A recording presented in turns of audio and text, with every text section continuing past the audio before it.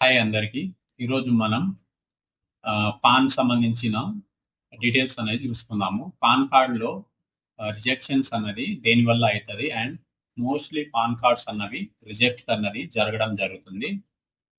Pan card rejected అనే option ఎందుకొస్తదంటే మోస్ట్‌గా మనం చూసుకుంటే మన పర్సనల్ డీటెయిల్ గానీ, లేకపోతే అడ్రెస్ గానీ, డీఓబీ గానీ, లేదా ఏమైనా కాంటాక్ట్ డీటెయిల్ గానీ, ఇలాంటి ఏమైనా మిస్టేక్స్ ఉంటే అవి మోస్ట్‌లీ రిజెక్ట్ అయ్యే ఛాన్సెస్ ఎక్కువుంటది. అండ్ ఇప్పుడు మనం చూసుకుందాము. డీటెయిల్‌గా పాన్ కార్డ్ రిజెక్షన్స్‌కి ఏమేమి రీజన్స్ ఉంటాయి అండ్ అవి ఎలా సార్ట్ ఔట్ జేసుకోవాలి. అండ్ నేను గూడా ఏమైనా మీకు అలాంటి పాన్ కార్డ్ ఇష్యూస్ ఏమైనా ఉంటే గూడా నాకు కాంటాక్ట్ అయితే నేను మీకు పాన్ కార్డ్ అన్నది ప్రొవైడ్ జేస్తాను. న్యూ పాన్ కార్డ్ ప్రొవైడ్ జేస్తాను. ఆర్ ఏదైనా కరెక్షన్ ఉంటే కరెక్షన్ గూడా ఆహ్, చేసి ప్రొవైడ్ జేస్తాను. ఇక్కడ మీరు జూడొచ్చు.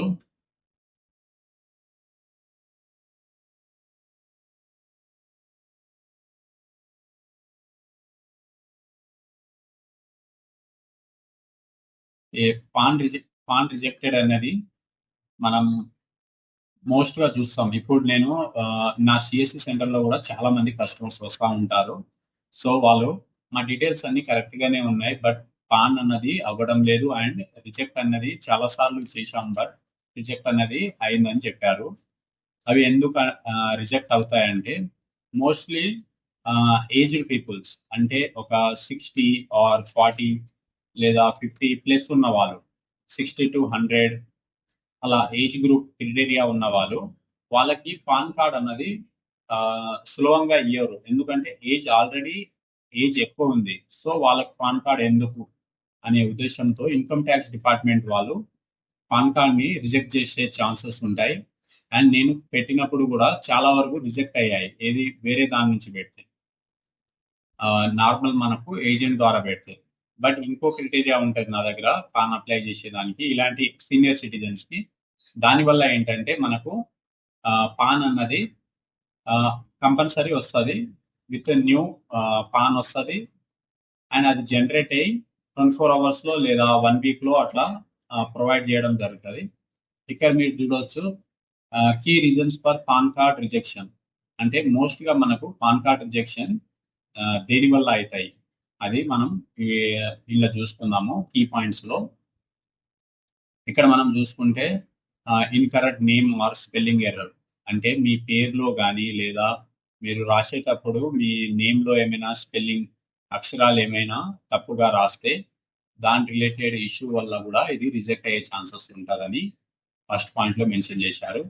అండ్ సెకండ్ పాయింట్‌లో చూసుకుంటే మనము ఆహ్, డిస్క్రిపెన్సీ ఇన్ సపోర్టింగ్ డాక్యుమెంట్ అంటే ఏదైనా డిస్టర్బెన్స్ అంటే ఏదైనా రాంగ్ మన అడ్రస్ ప్రూఫ్ లెక్క గాని, లేకపోతే మన ఐడెంటిటీ కార్డ్ లెక్క ఏదైనా సపోర్టింగ్ డాక్యుమెంట్ పెడతాం గదా! పాన్ అప్లై చేసేటప్పుడు. ఆ సపోర్టింగ్ డాక్యుమెంట్ అన్నది రాంగ్ ఇవ్వడం వల్ల ఇలా ఉందని. ఇంకోటి ఈడ చూసుకోవచ్చు third point. Ah, duplicate or already existing pan.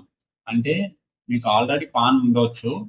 ఆహ్, లేదా ఏదైనా డూప్లికేట్ కోసం ఇంకోసారి అప్లై చేస్తున్నారు. అంటే ఒక పర్సన్‌కి ఒక ఆధార్ కార్డ్ మీద ఒకసారే పాన్ కార్డ్ అన్నది రావడం జరుగుతది. సో, మీరు డూప్లికేట్ పాన్ కోసం ట్రై చేశారేమో! దానివల్ల కూడా రిజెక్ట్ అయ్యి ఉండొచ్చు అనే ఆప్షన్ ఉంది. అండ్ ఇంకోటి చూసుకుంటే incomplete or blank field. Incomplete or blank field అంటే మనకు ఏదైనా ఏదైనా ఒక అప్లికేషన్ ఫిల్ చేసేటప్పుడు ఏదైనా డీటెయిల్స్ గాని, లేదా మనం ఎంటర్ చేసేటప్పుడు ఆ పాన్ సంబంధించిన ఫామ్ గాని కరెక్ట్‌గా ఫిల్ చేయకపోతే ఇలా రావడం జరుగుతది. And next mistakes with photograph.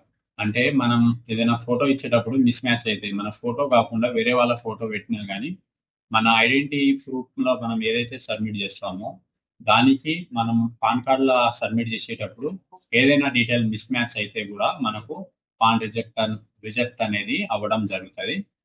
And ఇంకోటి చూసుకుంటే ఇన్‌కరెక్ట్ ఆర్ కాంటాక్ట్ డీటెయిల్స్.